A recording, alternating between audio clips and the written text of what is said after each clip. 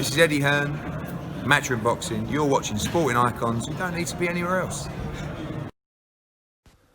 So Anthony Joshua and Kubrat Pulev, they kick off at the pre-fight weigh-in. Interestingly enough, Joshua only weighed 3 pounds more than what he'd done against Andy Ruiz Jr. Is that a sign of what's going to happen in the fight? Is Joshua going to go for the box rather than the aggression? I don't know. I really don't know. But hopefully, because Joshua, he's shown a couple of sides to his game, he can be the one coming forward with big, heavy, devastating punches with left and right hands. But also, he can box as well. He can outbox his opponents when he needs to be, as he did with Andy Ruiz Jr. So if he can marry them both together, you've got, as near as damn it, the perfect fighter, right? But what his tactics going to be, we'll find out tomorrow night. Now, Kubrat Pulev, he was the one who was instigating the whole verbals, and it pretty much started off with Kubrat Pulev. He weighed in, he stood to the side of the stage, and as Joshua was taking his clothes off to get onto the scales, Pulev is shouting over abuse at Joshua, and Joshua was biting back. But, of course, when they had their face-off, Pulev was still going at it.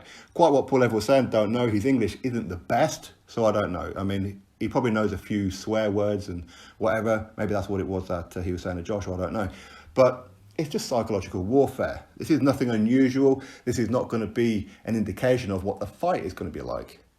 Don't get me wrong, this kind of thing at a weigh-in or a press conference is going to help people click the pay-per-view, isn't it? Some people who maybe go, yeah, I want to watch it, but I'm not too sure what kind of fight it's going to be, may watch that and go, actually, yeah, I'm definitely going to watch it. This fight's going to be fire. It doesn't work that way. Joshua knows what Pulev's like. This isn't the first time Kubrat Pulev has done this to an opponent. He does it quite a bit. Not regularly, but he has done it a fair bit. He doesn't really like it when it happens to him, though. Derek Chisora did it to Pulev. Pulev didn't like it. He found that Derek Chisora was very disrespectful, as he called it. So, you know, if you can dish it, you should be able to take it, right? But Joshua, he understood exactly what it was that Pulev was doing. It ain't going to work. And I don't know what it is with these fighters. They seem to think by goading at Joshua is going to help them somehow. It doesn't work that way with Joshua. Joshua is too stubborn-minded. He's too stubborn. He won't let that kind of thing get under his skin. There's only one person who's pretty much got under his skin, and that was Dillian Whyte. Okay, but all other opponents have tried it. Well, not all, but a lot of them have tried it. Dominic Brazil, he tried it. Didn't work, not one little bit. Charles Martin, didn't work. I walked this earth like a garden, this, that, and the other. Didn't work whatsoever. Vladimir Klitschko was trying to do the psychology on Anthony Joshua. Didn't work. Nothing works with Anthony Joshua. I think he learned from that Dillian Whyte experience.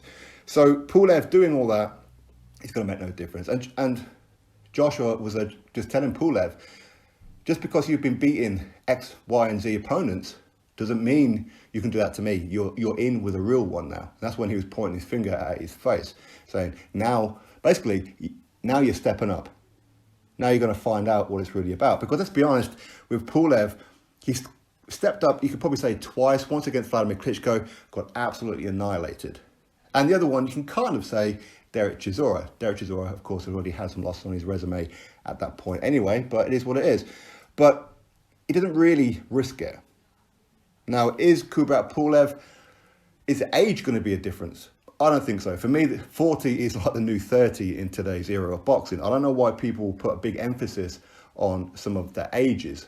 I really don't. Some fighters you can say yes, like a Luis Ortiz, for example. Yes, of course, he is 41, 42 years old, but apparently he's like more near 50. Okay, so you can kind of see with some of that. But with other heavyweights, like a Pulev, like a Povetkin, like a Klitschko and that, of course, those who stay in the gym, those who keep ticking over, they don't tend to age that much. As the fight goes on, if it's a hard fight, there's more chance of their legs starting to tire, and they're going to make a mistake and get put out, or just get absolutely outboxed and go into survival mode.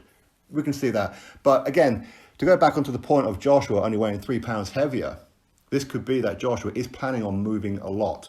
Maybe a boxer fighter. That would be good to see. If Joshua can marry both of them things together, it should be okay. But Pulev, he's a dangerous opponent in the sense of he is a big puncher. He's got excellent jab, ramrod jab. He doesn't waste too many punches. But the thing is with Pulev, of what I've seen of him so far, is that he can't throw the right hand without throwing the left first. So he'll throw jab, right hand, or jab, jab, right hand. That's what Pulev does.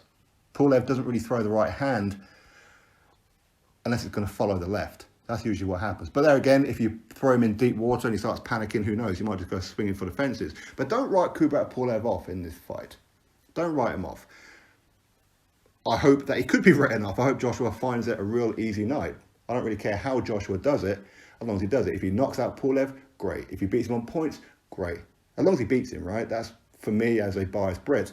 But shenanigans at a weigh-in, it is what it is. It makes no difference on fight night unless you are weak-minded. If you're an Anthony Joshua hater, for some reason you seem to think that Joshua's weak-minded. Based on what evidence? He's not a weak-minded guy. Tyson Fury is not a weak-minded guy. Dillian Whyte is not a weak-minded guy. So I don't quite know why people try it. They really don't. But Joshua, by the looks of it, he was given as good as he was getting. And it is what it is. He understands that that's what Pulev does. He's watched boxing long enough. He understands fully. But for me, this is going to have absolutely no bearing on the fight night, in my honest opinion. So just a little bit of verbals. That's all it is. But it makes it a little bit more spicy, I suppose. Drop your thoughts below. Click thumbs up. Subscribe. Catch you all on the next video.